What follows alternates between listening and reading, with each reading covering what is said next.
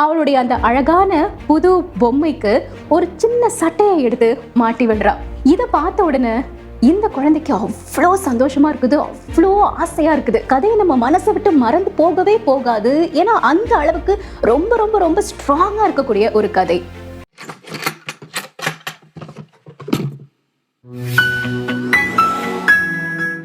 இனிய வணக்கங்களுடன் சீதா பாரதி. இன்னைக்கு நான் உங்களுக்கு சொல்ல போற சிறுகதை திரு ஜெயகாந்தன் அவர்கள் எழுதிய பொம்மை. சில கதைகள் நம்ம வாசிப்போம், எந்த ஒரு சலனத்தையும் நம்ம மனசுல ஏற்படுத்தாது. ஜஸ்ட் அதை வாசிச்சு கடந்து போயிடுவோம். இன்னும் சில கதைகள் வாசிச்சு முடிச்ச உடனே ஃபீல் குட் மாதிரி ஒரு உணர்வை கொடுக்கும். ஆனால் ஒரு சில கதைகள் வாசிச்ச உடனே நம்மளை அப்படியே நொறுக்கிடும். நம்ம மனசையே ஒரு உழுக்கிற மாதிரி இருக்கும். அடி ஆழத்துல போய் பயங்கரமான ஒரு தாக்கத்தை ஏற்படுத்தும். அந்த மாதிரி தாக்கத்தை ஏற்படுத்தக்கூடிய ஒரு கதை தான் இப்போ நான் சொல்லக்கூடிய பொம்மைங்கிற இந்த கதை. வாசிச்சதுக்கு அப்புறமா இல்லைன்னா கேட்டதுக்கு அப்புறமா இந்த கதையை நம்ம மனசை விட்டு மறந்து போகவே போகாது. ஏன்னா அந்த அளவுக்கு ரொம்ப ரொம்ப ரொம்ப ஸ்ட்ராங்கா இருக்கக்கூடிய ஒரு கதை. ஒரு குழந்தை, அந்த குழந்தைக்கு பிறந்த நாளானா பொம்மைகள் பரிசா கிடைக்குது. வீடு முழுக்க பொம்மைகளால நிறைஞ்சிருக்குது. இன்னொரு குழந்தைக்கு ஒரு பொம்மைங்கிறது தொட முடியாத தூரத்துல இருக்குது. ரெண்டுமே ஒரே வயதுல இருக்கக்கூடிய குழந்தைகள் தான். ஆனால் இந்த சமுதாயத்தில் இருக்கக்கூடிய ஏற்றத்தாழ்வினால, ஏழை பணக்காரன்கிற அந்த பாகுபாட்டினால ரெண்டு குழந்தைகளின் உலகமும் வேறு வேறா இருக்குது. இப்படி இந்த சமுதாய ஏற்றத்தாழ்வை பற்றி சத்தமா எதுவும் சொல்லாம ஒரு நிகழ்ச்சியின் மூலமா, ஒரு கதையின் மூலமா ஆணித்தரமா எடுத்து சொல்லியிருக்கிறாரு ஜெயகாந்தன் அவர்கள். ஜெயகாந்தன் அவர்கள் 20ஆம் நூற்றாண்டின் தனித்துவமான எழுத்தாளர்களில் ஒருவர். துணிச்சல் மிக்க எழுத்தாளர். சமுதாயத்துல நடக்கக்கூடிய பிரச்சனைகளை ரொம்ப தைரியமா கேள்வி கேட்டவர். சாகித்ய அகாடமி விருது, பத்ம பூஷன் விருது, ஞான பீட விருது போன்ற பல உயரிய விருதுகளுக்கு சொந்தக்காரர். எழுத்து சிங்கம். அரை நூற்றாண்டுகளுக்கும் மேலாக தன்னுடைய காந்த எழுத்துக்களால் மக்களை கட்டி போட்டு கொண்டிருக்கக்கூடிய ஜெயகாந்தன் அவர்களின் பொம்மை சிறுகதை என்னங்கிறத தெரிஞ்சுக்கலாமா? ஒரு ஊர்ல ஒரு பெரிய வீடு ஒன்று இருக்குது. பெரிய வீடு அப்படின்னா இப்போ இருக்கிற மாதிரி 4 பக்கமும் மதில்களால சூழப்பட்ட பங்களா வீடு கிடையாது. அந்த காலத்து மாளிகை மாதிரிப்பட்ட வீடு. அந்த வீட்டின் முன்புறம் சலவை கற்களாலான திண்ணை, 2 திண்ணைகள் இருக்குது. அதுக்கு முன்னாடி ஒரு ரேழி. ரேழின்னா என்னன்னு பார்த்தீங்கன்னா, அந்த வாசலுக்கும் வீட்டுக்குள்ள வர்றதுக்கும் இடையில கொஞ்சம் இடம் இருக்கும். வராண்டா மாதிரின்னு வச்சுக்கலாம். அப்படி ஒரு ரேழி இருக்கு. அந்த வீட்டுடைய பெயர் கிருஷ்ண மந்திரம். இந்த வீட்டில் ஒரு பெரியவர் இருக்கிறாரு. அவருக்கு ஒரு பேத்தி. அந்த பொண்ணுடைய பேரு ராணி. அந்த குழந்தை பிறக்கிறதுக்கு முன்னாடி வரைக்கும் இந்த சலவை கற்களால் செய்யப்பட்ட திண்ணையாக இருக்கட்டும், அந்த ரேழியாக இருக்கட்டும், அவை எல்லாமே ரொம்ப சுதந்திரமாக இருந்தன.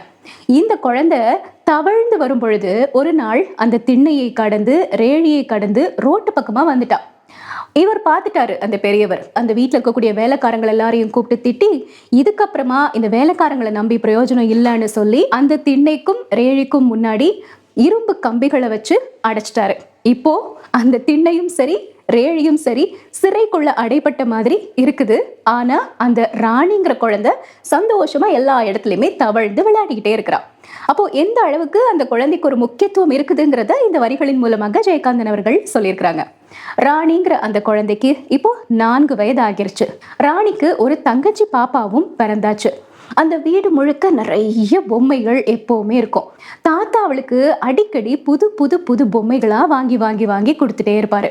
அந்த குழந்தை புதுசா ஒரு பொம்மை வந்த உடனே காலையிலையும் சரி, மத்தியானமும் சரி, தூங்கும் போதும் சரி, அந்த பொம்மைய அப்படியே பக்கத்திலே வச்சுட்டே இருப்பா. அப்புறம் அந்த பொம்மை உடஞ்சு போயிருச்சுன்னா விளையாட்டு பொருட்கள் எல்லாம் போடுறதுக்காக பிரம்பினால ஒரு பெட்டி செஞ்சிருக்காங்க. அந்த பெட்டியில கொண்டு விளையாட்டு பொருட்களோட சேர்த்து உடஞ்ச பொம்மையும் இந்த ராணிங்கிற பொண்ணு போட்டுருவா. ஒருவேளை அவளா உடைக்காம தெரியாம கை தவறி கீழே விழுந்து அந்த பொம்மை உடைஞ்சிருச்சுன்னா அழுது ஆர்ப்பாட்டம் பண்ணி அவ்வளோ ரகலை பண்ணிடுவா. உடனே தாத்தா போய் அவளுக்கு புதுசா ஒரு பொம்மையை வாங்கி கொண்டு வந்து கொடுத்துருவாரு. பெயருக்கு ஏற்ற மாதிரியே ராணி மாதிரி வாழ்ந்துட்டு இருக்கிறா. அந்த 4 வயது குழந்தை ராணி பெரம்பு பெட்டியில நிறைய விளையாட்டு பொருட்கள் எல்லாம் போட்டு வச்சிருக்கிறா இல்லையா? ஒரு நாள் அதை தூக்க முடியாம தூக்கிட்டு வந்து வீட்டில் நடுவில் இருக்கக்கூடிய அந்த ஹாலில் கொண்டு வந்து அதை அப்படியே கொட்டுறா. பொம்மைகள் எல்லாமே வந்து விழுது. அடேங்கப்பா, எவ்வளோ நிறைய பொம்மைகள் அப்படின்னு சிரிச்சுக்கிட்டே சொல்றா. இப்படி இந்த குழந்தை சொல்றத இன்னொரு குழந்தை அந்த கம்பிகளுக்கு அந்த பக்கத்துல நின்று பார்த்துக்கிட்டே இருக்குது. அந்த குழந்தை ஒரு ஏழை குழந்தை. அந்த குழந்தையினுடைய பெயர் சிவகாமி. ஆடை எதுவுமே போடல. அந்த கம்பிகளை 2 கைனாலையும் பிடிச்சுக்கிட்டு, கம்பிகளுக்கு இடையில முகத்தை அப்படியே திணிச்சுக்கிட்டு, பரட்டை தலையோட தன்னுடைய மோதிர விரலையும் நடுவிரலையும் வாயில வச்சு அப்படியே சூப்பிக்கிட்டே அங்க நின்று பார்த்துக்கிட்டே இருக்கிறான். அந்த ஏழை குழந்தை சிவகாமி ஒரு அரைஞான் கயிறு கூட இல்லாம அப்படியே அம்மனமா வந்து நின்று பார்த்துக்கிட்டே இருக்கிறான். அவளுடைய உடல் முழுக்க நிறைய புழுதியில் அடிக்கடி விளையாடி விளையாடி நிறைய திட்டு திட்டு திட்டு அழுக்குகள் எல்லாமே இருக்குது. அவளுடைய மூக்கு ஒழுகிட்டே இருக்குது. அதோட சேர்ந்து அப்படியே ஆண் பார்த்துட்டே இருக்கிறாள் அந்த வீட்டுக்குள்ள. அதனால வாயும் திறந்து வாயிலிருந்தும் எச்சில் வழியுது. அது எல்லாமே சேர்ந்து அவளுடைய மார்பை தாண்டி அப்படியே வயிற்று பக்கமா வடிஞ்சுக்கிட்டே இருக்குது. இப்படி ஒரு குழந்தை நின்று பார்க்கறத இந்த குழந்தை ஆச்சரியத்தோட பார்க்குது. ஆனா அந்த ஏழை குழந்தை சிவகாமி முகம் முழுக்க கண்களாக இந்த குழந்தை கையில வச்சிருக்கக்கூடிய பொம்மையையும் சுற்றி இருக்கக்கூடிய அத்தனை பொம்மையையும் ஆச்சரியத்தோட பார்த்துட்டே இருக்கிறான். ராணிங்கிற குழந்தை அந்த சிவகாமிங்கிற ஏழை குழந்தைய பார்த்து, ஐயே சட்டை போடலையா அப்படின்னு சொல்லி தன்னுடைய முகத்தை கைகளால மூடிக்கிறா. ராணி எப்பவாவது சட்டை போடாம இருந்தா அவளுடைய தாத்தா அதே மாதிரி தான் செய்வாராம். உடனே அவ வீட்டுக்குள்ள ஓடி போய் அம்மா கிட்ட இருந்து ஒரு சட்டையை வாங்கி போட்டுட்டு, தாத்தா கையை மூடி இருப்பார் இல்லையா, அந்த கையை எடுத்து விட்டுட்டு, தாத்தா சட்டை போட்டுட்டேன் அப்படின்னு சொல்லுவா. அப்படியே அவ பழகி இருக்கிறதுனால இந்த ஏழை குழந்தை சட்டை போடாம இருக்கிறத பார்த்த உடனே முகத்தை மூடிட்டு, ஐயே சட்டை போடலையா அப்படிங்கிறா. ஆனா அந்த குழந்தைக்கு சட்டை போடாம இருக்கிறது தப்பு அப்படின்லாம் யாருமே சொல்லி கொடுக்கலையே. சாப்பாடே கஷ்டம்னு இருக்கும் பொழுது வேளா வேலைக்கு பிடிச்ச மாதிரி ஆடைகள் எல்லாம் அவளால போட முடியாது. அந்த குழந்தை அமைதியா நின்று பார்த்துட்டே இருக்குது. அப்புறம் இந்த குழந்தை திரும்பவும் கேட்குது, உங்ககிட்ட சட்டை இல்லையா அப்படின்னு. உடனே அந்த குழந்தை, இருக்கு வீட்டில் அப்படின்னு பதில் சொல்லுது. ஓ வீடு எங்க இருக்கு அப்படின்னு இந்த குழந்தை திரும்ப கேட்ட உடனே, தோ அங்க அப்படின்னு கை நீட்டி காட்டுறா. அந்த குழந்தைக்கு வெளியே பார்க்கும்போது வீடு தெரியல. ஆனா உண்மையிலே அந்த சிவகாமிங்கிற ஏழை குழந்தையினுடைய வீடு எங்க இருக்குன்னு பாத்தீங்கன்னா, கொஞ்சம் தள்ளி ஒரு பிளாட்ஃபார்ம் இருக்கு. அந்த பிளாட்ஃபாரத்துல ஒரு முருங்கை மரமும் நிக்குது. முருங்கை மரத்தினுடைய நிழல் அந்த பிளாட்ஃபாரத்துல படும் இல்லையா, அந்த கொஞ்ச இடத்துல சுவர்ல டா வடிவத்தில் இருக்கக்கூடிய 2 ஆணிகளை அரைஞ்சிருக்கிறாங்க. அந்த ஆணியில கோணிப்பை, நம்ம சாக்கு இருக்குல்ல, அதனுடைய 2 முனைகளையும் சேர்த்து கட்டி, இன்னொரு முனைய அந்த முருங்கை மரத்துல கட்டி, ஒரு முனைய அப்படி முன்பக்கமா மறைப்பு மாதிரி தொங்க போட்டிருக்காங்க. ஒரு சின்ன குடில். இதுதான் அந்த சிவகாமிங்கிற ஏழை குழந்தை வசிக்கக்கூடிய வீடு. ஒரு நல்ல வீடு கிடையாது. அங்கதான் அவங்க குடும்பம் வாழ்ந்துட்டு இருக்குது. சிவகாமியை பார்த்து அந்த ராணிங்கிற குழந்தை அடுத்ததா கேட்குறா, உனக்கு சட்டை யார் வாங்கி தருவாங்க, தாத்தாவா? உடனே அந்த குழந்தை சொல்லுது, இல்ல எனக்கு தாத்தா கிடையாது. தாத்தா கிடையாதா அப்படின்னு ஆச்சரியப்படுது இந்த குழந்தை. அப்போ பாட்டி இருக்காங்களா? இல்ல எனக்கு பாட்டியும் கிடையாது. அப்போ உனக்கு யார் இருக்காங்க அப்படின்னு கேட்ட உடனே, எனக்கு அம்மா இருக்காங்க. அம்மா இப்போ வேலைக்கு போயிருக்காங்க. அம்மா வரும்போது எனக்கு முறுக்கு வாங்கிட்டு வருவாங்க அப்படின்னு அந்த குழந்தை சொல்லுது. திரும்ப இந்த ராணிங்கிற குழந்தை, உன் வீட்டில் கப்பல் இருக்கா அப்படின்னு கேட்குது. அதாவது பெரியவங்கள மாதிரி என்கிட்ட இதெல்லாம் இருக்குது, உங்ககிட்ட அதெல்லாம் இல்லைன்னு குத்தி காட்டுற மாதிரி கிடையாது. இந்த குழந்தையினுடைய இயல்பே கேள்வி கேட்கறது தான். அதனால ஒரு விளையாட்டு போக்குல உங்க வீட்டில் கப்பல் இருக்குதான்னு கேட்ட உடனே அந்த குழந்தைக்கு என்ன பதில் சொல்றதுன்னு தெரியல. ஆமா இல்லைன்னு சொல்லாம 2க்கும் சேர்த்து பொதுவாக அப்படி தலையை ஆட்டிகிட்டே நிற்கிறா. அடுத்த கேள்வியா, உங்க வீட்டில் கார் இருக்கா, உங்க வீட்டில் வண்டி இருக்கா, இப்படி வரிசையா கேட்டுட்டே இருக்குது இந்த குழந்தை. அந்த குழந்தைக்கு வீடுங்கிறது என்ன? வீதியில ஒரு சின்ன குடில் மாதிரி கட்டி தானே வீடு இருக்குது. அப்போ வீதியில இருக்கக்கூடிய கார், வண்டி இது எல்லாமே தன்னுடைய வீட்டில் இருக்கக்கூடிய பொருட்கள்னு அவன் நினைச்சுக்கிறா. அதனால எல்லாத்துக்குமே ஆமா ஆமான்னு பதில் சொல்றா. கொஞ்ச நேரத்துல இந்த கேள்விகளை கேட்டு முடிச்சுட்டு, சரி நான் விளையாட போறேன் அப்படின்னு சொல்லி அந்த ராணிங்கிற குழந்தை வீட்டில் போய் உட்காந்து அவளுடைய அந்த அழகான புது பொம்மைக்கு ஒரு சின்ன சட்டையை எடுத்து மாட்டி விடுறா. இதை பார்த்த உடனே இந்த குழந்தைக்கு அவ்வளோ சந்தோஷமா இருக்குது, அவ்வளோ ஆசையா இருக்குது. சட்டையை பார்க்கும் பொழுது, அதுவும் பொம்மைக்குள்ள சட்டையை பார்க்கும் பொழுது கண்கள் அப்படியே விரியுது, முகத்தில் அவ்வளோ பரவசம் உருவாகுது. அந்த ராணிங்கிற குழந்தை, பாரு இந்த பொம்மை கூட சட்டை போட்டிருக்குது, உனக்கு தான் சட்டையே இல்லை, இந்த பொம்மை சமத்து, நீ ஒரு அசடு அப்படின்னு மழலை மொழியில சொல்லுது. அந்த குழந்தை சொல்லக்கூடிய எதுவுமே இந்த ஏழை குழந்தைக்கு புரியவே இல்லை. அவளுக்கு புரிந்தது எல்லாமே அவளுக்கு ஒரு பொம்மை வேண்டும், அந்த பொம்மைக்கு ஒரு சட்டை வேண்டும், அவளுக்கும் ஒரு சட்டை வேண்டும். இந்த ஆசைகளோட அந்த வீட்டு வாசல்ல இந்த ஏழை குழந்தை நின்று அந்த குழந்தை செய்யற ஒவ்வொன்றையும் பார்த்துக்கிட்டே இருக்குது. இப்போ அந்த ராணி குழந்தை வீட்டுக்குள்ள இருந்து அவளுடைய தங்கச்சி பாப்பா அழக்கூடிய சத்தம் கேட்குது. அது என்ன சத்தம்னு எட்டி பார்க்குறா வெளியே நின்று சிவகாமி. அது என் தங்கச்சிய இன்னைக்கு தலைக்கு குளிப்பாட்ட போறாங்க அப்படின்னு சொல்றா. அந்த சமயத்துல சிவகாமி என்னடி பண்ணிட்டு இருக்க அப்படின்னு பயங்கரமா ஒரு சத்தம் கேட்குது. அது யாருன்னா சிவகாமியினுடைய அம்மா கூப்பிடுறாங்க. உடனே இந்த கதவை பிடிச்சுக்கிட்டு நின்றுட்டு இருக்கிறா இல்லையா, அந்த கதவுல இருந்து அப்படியே அம்மாவை எட்டி பார்த்து, அம்மா இங்கதான் இருக்கேம்மா, வரேம்மான்னு சத்தம் கொடுக்குறா. குரங்கு எங்க போன? உன்னை வீட்டுல இருந்து தம்பி பாப்பாவை பார்த்துக்கோன்னு தானே சொன்னேன், வா சீக்கிரம் வந்து கொட்டிக்க அப்படின்னு கூப்பிடுறாங்க. அம்மா கூப்பிட்ட உடனே வேகமா ஓடி போறா. அம்மாவுடைய பெயர் ரங்கம்மாள். அவங்க அந்த தெரு முனையில இருக்கக்கூடிய ஒரு கட்டிடத்துல சித்தாள் வேலை செஞ்சுட்டு இருக்கிறாங்க. சில சமயங்கள்ல தூரமா எங்கேயாவது வேலை செஞ்சாங்கன்னா மதியான நேரம் வீட்டுக்கு வர முடியாது, சாப்பாடு எடுத்துட்டு போயிடுவாங்க. இப்போ பக்கத்துல வேலை செய்யறதுனால மதியான வேலையில வீட்டுக்கு வந்திருக்கிறாங்க. அவங்களுக்கு ஒரு ஆண் குழந்தையும் இருக்குது. அந்த குழந்தைக்கு 7 மாதங்கள் ஆகுது. அந்த குழந்தை பிறந்ததுலேருந்தே ரொம்ப எலும்பும் தோலுமா இருக்குது. உடம்புல ஒரு சதை பற்று வரவே மாட்டேங்குது.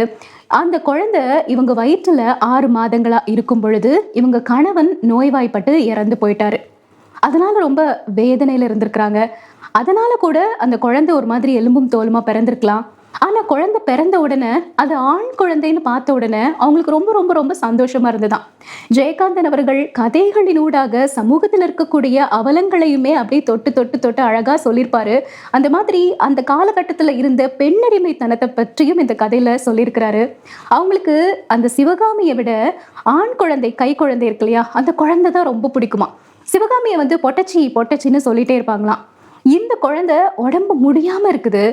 இந்த குழந்தை எப்படி இருந்தா என்ன, அது எலும்பும் தோலுமா இருந்தாலும் சரி, வேளைக்கு ஒழுங்கா சாப்பிடாம இருந்தாலும் சரி, எப்ப பார்த்தாலும் சிணுங்கிக்கிட்டே இருந்தாலும் சரி, அது ஒரு ஆண் குழந்தை.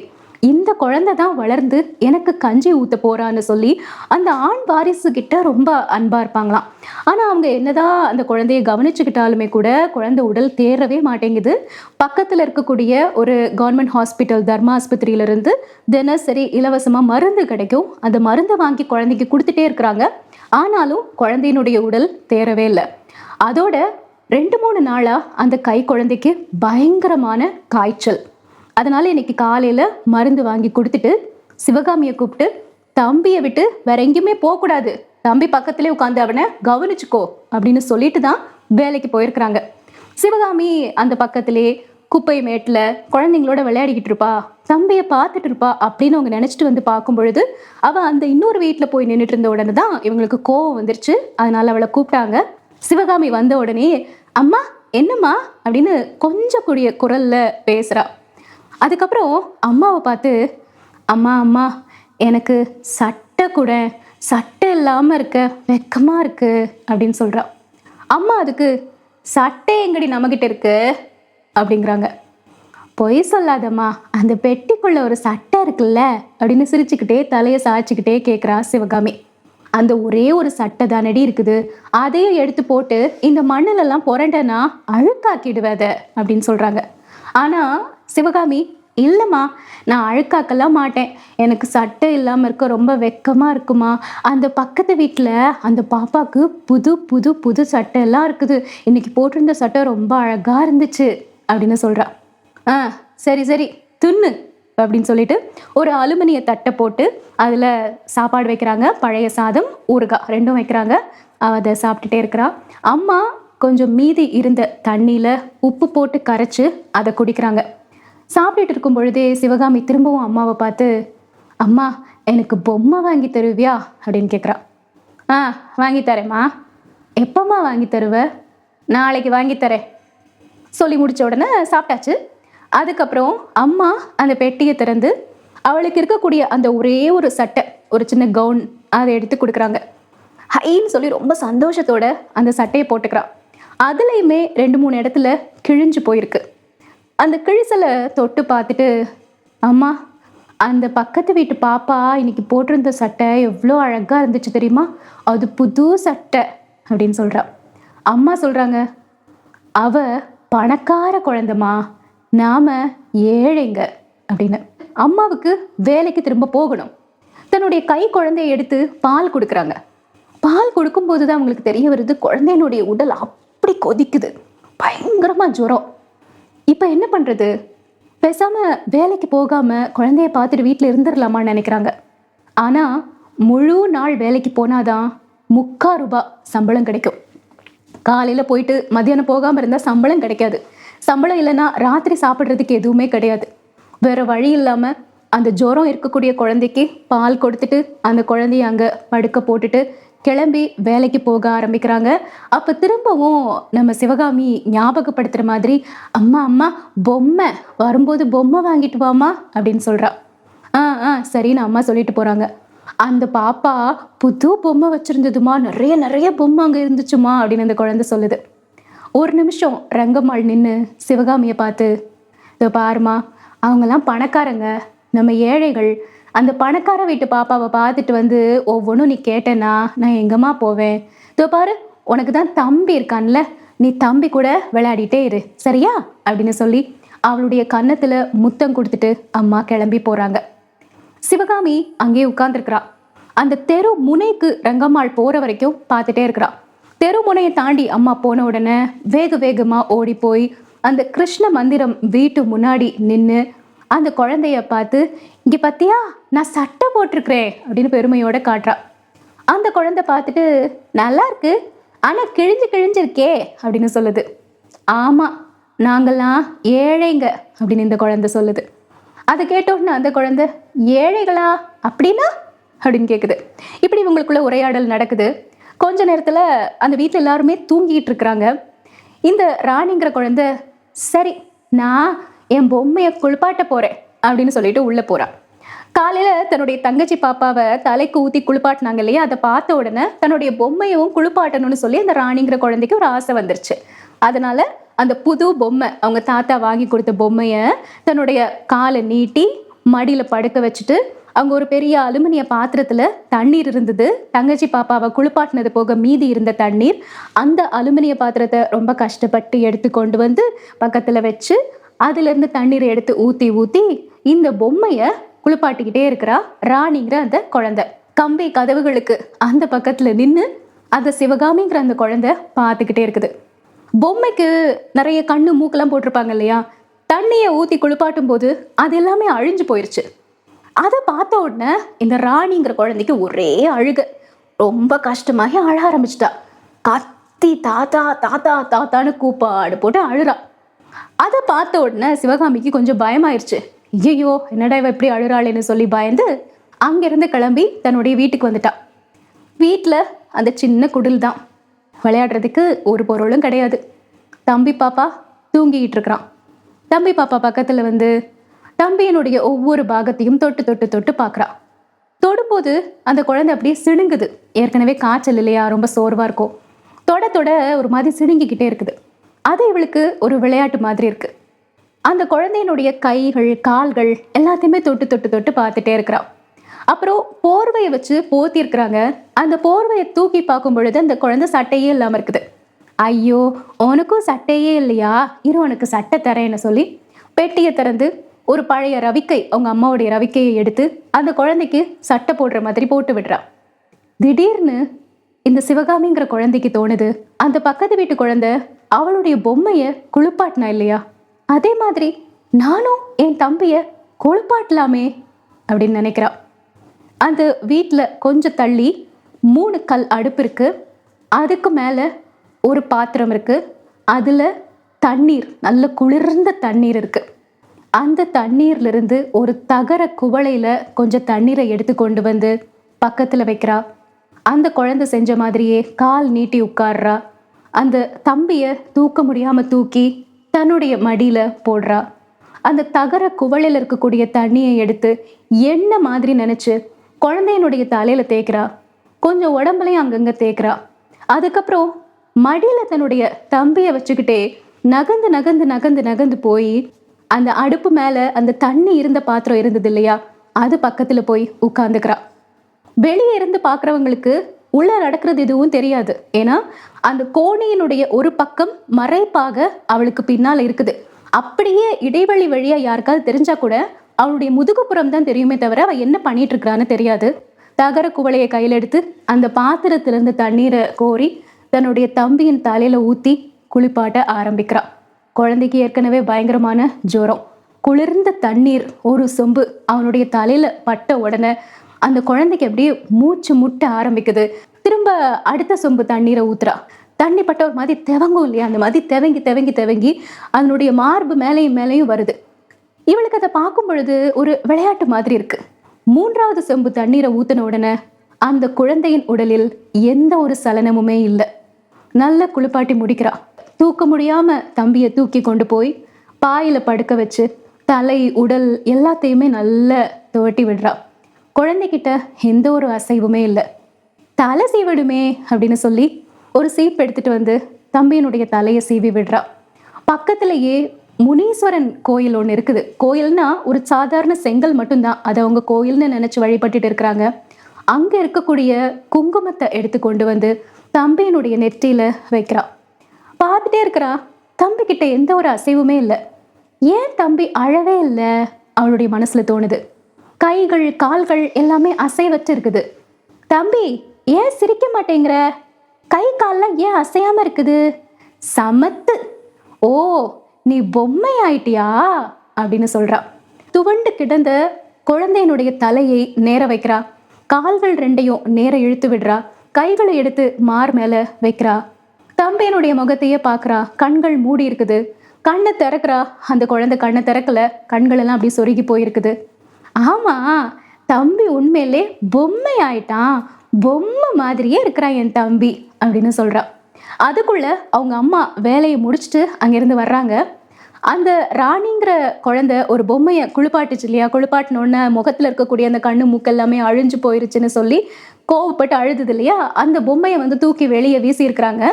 அம்மா அதை பார்த்த உடனே அவங்களுக்கு தோணுது, நம்ம சிவகாமி பொம்மை கேட்டாளேன்னு இந்த பொம்மையை கொண்டு வந்து கொடுக்கலான்னு ஆசையோட அந்த பொம்மையை எடுத்துக்கிட்டு வீட்டுக்கு வர்றாங்க. அதுக்குள்ள சிவகாமி ஓடி வர்றா. என்னடி, வீட்டுக்கு தானே வந்துட்டு இருக்கிறேன், அதுக்குள்ள எங்க ஓடி வர்ற அப்படின்னு கேட்குறாங்க அம்மா. கையில இருந்த பொம்மையை அவகிட்ட கொடுக்குறாங்க. அம்மா, இந்த பொம்மை அந்த குழந்தை குளிப்பாட்டும் போது அழிஞ்சு போன பொம்மை. இது நல்ல பொம்மை இல்லைம்மா. நம்ம கிட்ட தம்பி இருக்கான்ல, அவன் தான் நல்ல பொம்மைம்மா. நம்ம தம்பி பொம்மை ஆயிட்டாமா அப்படின்னு சொல்றா.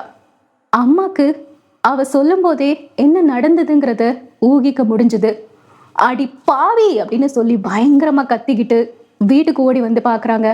குழந்தை எந்த அசைவும் இல்லாமல் இறந்து போய் அந்த இடத்துல கிடக்குது. நல்ல குளிப்பாட்டி தலை சீவி குங்குமமெல்லாம் வச்சு அந்த குழந்தைய அங்க படுக்க வச்சிருந்திருக்கிறா சிவகாமி.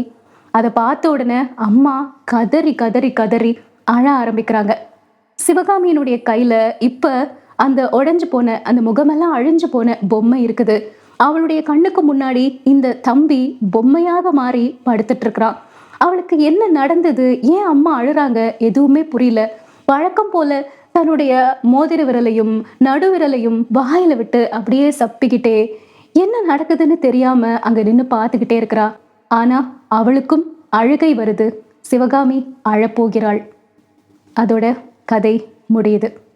இந்த கதை நம்ம மனசுல ஏற்படுத்தக்கூடிய தாக்கம்ங்கிறது ஒரு சாதாரண விஷயம் கிடையாது.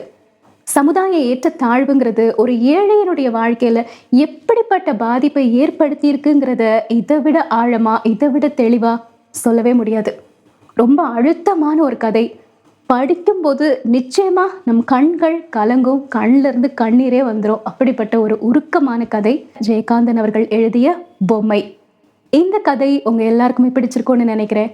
பிடிச்சிருக்குதோ இல்லையோ, மனசுல போய் ஆழமான ஒரு தாக்கத்தை ஏற்படுத்தி இருக்கும். ஸோ இதோட வீடியோவுடைய நிறைவு பகுதிக்கு வந்துட்டோம். இன்னைக்கு நான் என்ன ட்ரெஸ் அண்ட் ஆக்சசரிஸ் வியோ பண்ணியிருக்கிறேன் அதுதான் இந்த செக்மெண்ட்ல உங்களுக்கு சொல்ல போறேன். இன்னைக்கு நான் வியோ பண்ணியிருக்கிறது பிளாக் கலர் சாரி, அதுக்கு ஆலிவ் கிரீன் பார்டர் இருக்கு. இந்த கலர் காம்பினேஷன் எனக்கு ரொம்பவே பிடிக்கும். இதுல இந்த கோல்டன் ஜரிகை ஒர்க் இருக்கு, அதுவும் இந்த சாரியை ரொம்ப அழகா காட்டுது. இதோட பிளவுஸுமே பாத்தீங்கன்னா சாரியோட சேர்ந்து வந்த பிளவுஸ் தான். இந்த பிளவுஸோடைய அந்த கை பகுதியிலையுமே மரூன் கலர், அதோட அந்த கோல்டன் கோல்டன் கலர் ஜரிகை வர்றனால சாரிக்கு நல்ல சூட் ஆகுது. சாரியை இன்னும் கொஞ்சம் அழகுபடுத்தி காட்டுதுன்னு சொல்லலாம். சாரியோட அந்த கிரீன் பார்டருக்கு மேட்ச் ஆகுற மாதிரி கிரீன் ஸ்டோன் இருக்கிற ஜுவல்லரி தான் சூஸ் பண்ணியிருக்கிறேன். ஒரு பெண்டன்ட் வச்ச நெக்லஸ், அதோட மேட்சிங் இயர்ரிங். இதுவுமே டி நகர் ரங்கநாதன் ஸ்ட்ரீட்ல வாங்கினது தான். நிறைய கலெக்ஷன்ஸ் இருக்கு, நீங்களும் போய் ட்ரை பண்ணி பாருங்க. மொத்தத்துல சிம்பிளா எலிகென்ட்டா அதோட ட்ரெடிஷ்னலா இருக்கக்கூடிய ஒரு லுக் இது. உங்களுக்கு இந்த சாரி அண்ட் இந்த லுக் பிடிச்சிருந்ததுன்னா கமெண்ட் பண்ணுங்க. மீண்டும் மற்றொரு சிறுகதையில் உங்களை வந்து சந்திக்கிறேன். நன்றி, வணக்கம்.